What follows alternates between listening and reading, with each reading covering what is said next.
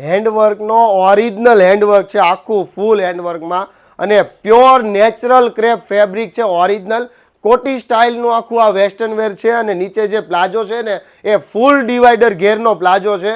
ફટાફટ તમારો order book કરી લેજો. ખાલી ને ખાલી 2 જ પીસ આવ્યા છે.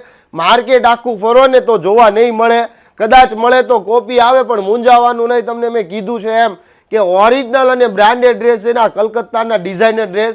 તો ફટાફટ તમારો ઓર્ડર બુક કરી લેજો.